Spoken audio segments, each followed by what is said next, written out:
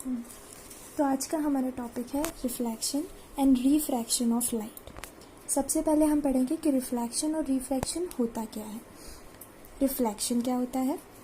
जब भी कोई रे ऑफ लाइट किसी पॉलिश ट्रांसपेरेंट सरफेस से टकराती है तो वो रे ऑफ लाइट वापस उसी प्लेन में उससे टकरा के वापस रिफ्लेक्ट हो जाती है।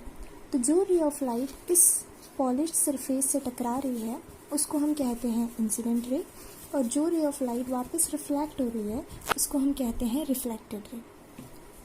अब हम क्या करेंगे कि ये जो पॉइंट है जहाँ पे इंसिडेंट रे और रिफ्लेक्टेड रे मिल रही हैं उस पॉइंट पे हम एक नॉर्मल बनाएंगे, यानी कि इस पॉलिश सरफेस के परपेंडिकुलर एक लाइन खींचेंगे इस पॉइंट पे। अब इंसिडेंट रे इस नॉर्मल के साथ जो एंगल बना रही है उसको हम कहते हैं एंगल ऑफ इंसिडेंस, ठीक है।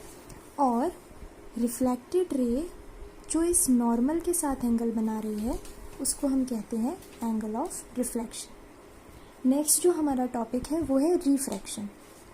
रिफ्रैक्शन कब होता है? जब कोई भी दो मीडियम में जो लाइट है वो गिरती है, यानी कि मान लेते हैं ये है मीडियम 1 और ये है मीडियम 2। मीडियम 1 में लाइट गिर रही है और मीडियम 2 की तरफ जा रही है, ठीक है। तो अब ये दोनों जो मीडियम हैं वो या तो रेयरर हो सकते हैं, उनमें से एक या तो रेयरर होगा एक के कंपैरिजन में और दूसरा डेंसर होगा। अब हम समझेंगे कि रेयरर और डेंसर का मीनिंग क्या है। रेयरर का मतलब है जहाँ पे जिस मीडियम में लाइट की स्पीड जो है वो ज़्यादा हो, ठीक है।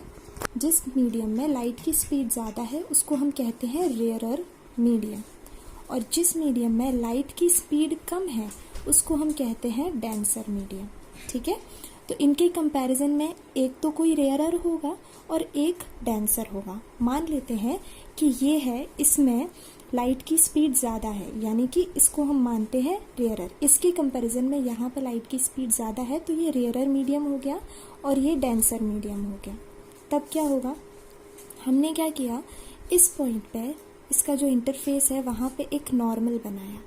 तो जब भी लाइट रेयरर से डेंसर की तरफ जाती है तो लाइट की रे नॉर्मल की तरफ बेंड हो जाती है, यानी कि लाइट की रे को ऐसे जाना था लेकिन वो अब नॉर्मल की तरफ बेंड हो गई तो वो ऐसे जाएगी, ठीक है।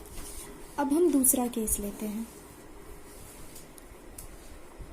अब मान लेते हैं मीडियम 1 जो है वो डेंसर है और मीडियम 2 जो है वो रेयरर है, यानी जो लाइट की रे है वो डेंसर से रेयरर की तरफ आ रही है।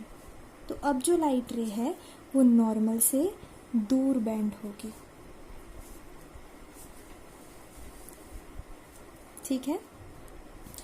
ये जो एंगल है ये होता है एंगल ऑफ इंसिडेंस और ये हो गया एंगल ऑफ रिफ्रैक्शन, ठीक है। यानी कि ये हो गई रिफ्रैक्टेड रे, ये हो गई incident ray.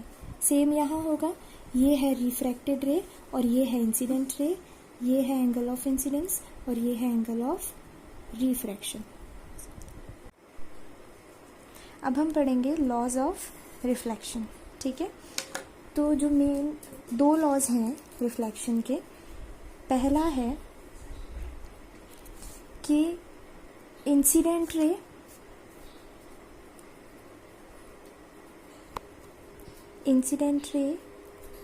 Reflected ray and normal all lies in the same plane। अब इसका मीनिंग क्या हुआ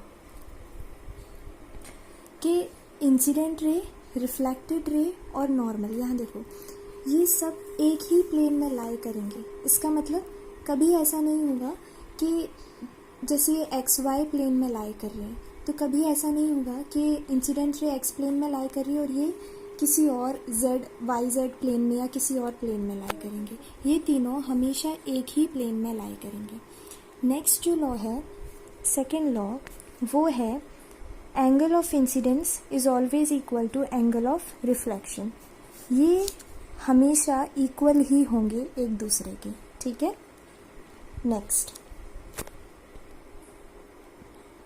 नेक्स्ट है लॉज ऑफ रिफ्रैक्शन। पहले हमने पढ़े थे लॉज ऑफ रिफ्लेक्शन, अब नेक्स्ट है लॉज ऑफ रिफ्रैक्शन। देखो, लॉज ऑफ रिफ्लेक्शन और रिफ्रैक्शन में ये जो फर्स्ट लॉ है ये सिमिलर है, ठीक है। यहाँ पे क्या होता है, इंसिडेंट रे, रिफ्लेक्टेड रे और नॉर्मल सेम प्लेन में लाई करते हैं,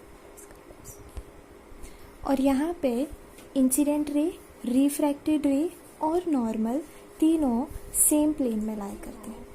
इसका जो सेकेंड लॉ है वो है कि sine of angle of incidence और sine of angle of refraction जो है वो हमेशा एक कांस्टेंट होता है, वो हमेशा कांस्टेंट रहता है, ठीक है।